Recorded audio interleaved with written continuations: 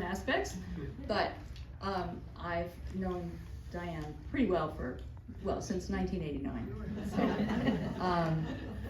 and this is Dianne Dugaw, for anyone who doesn't know. She's a musician, she's a scholar, and she's a writer, and she has done a memoir that you're about to hear from and about. She's done another memoir that is awaiting its publishing home about the years before. She grew up on a little prairie called Cowlitz Prairie, outside of the bustling town of Toledo, Washington, a population about 650. And those years are somewhat reflected in the memoir here, of course. She went on to have other very worthwhile, tellable experiences, leaving the convent and going on to sing in taverns and so forth, collecting songs in Ozarks, and eventually making her way to UCLA to get a PhD in folklore and English literature. So this book, California Medieval, came about like the earlier one that doesn't exist yet, if you know what I mean, the manuscript, because I kept saying, you gotta write these stories down, honey. You really gotta write these down. So here's Dianne Dugaw.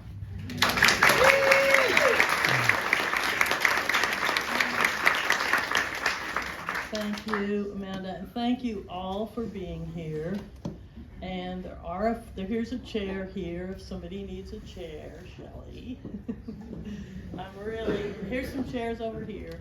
I'm really so thankful that you all are here. And like I say, I'll just read a few stories. I'll read you a few stories, okay? Yeah. And this memoir,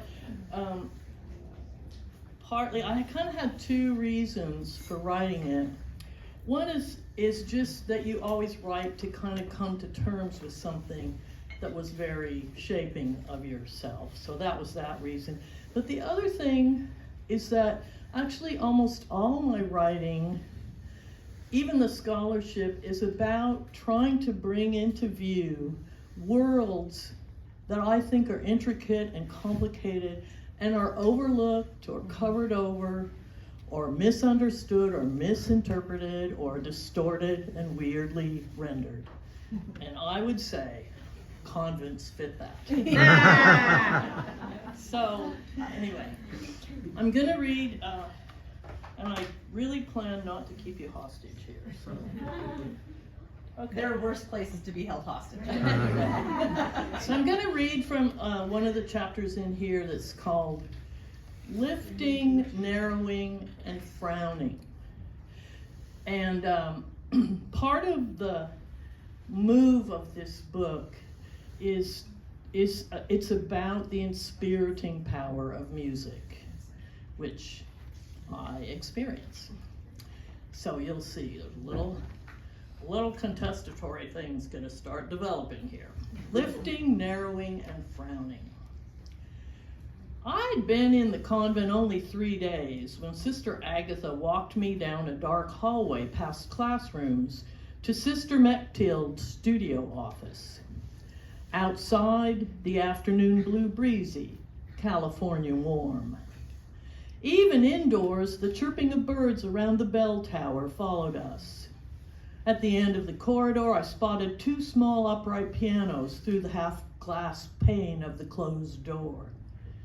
They reminded me of Sister Marie Celine's piano teaching room at St. Mary's, one of my favorite places. Sister Agatha rapped briskly. "Yes, sister." A contralto voice responded lento from the other side of the door.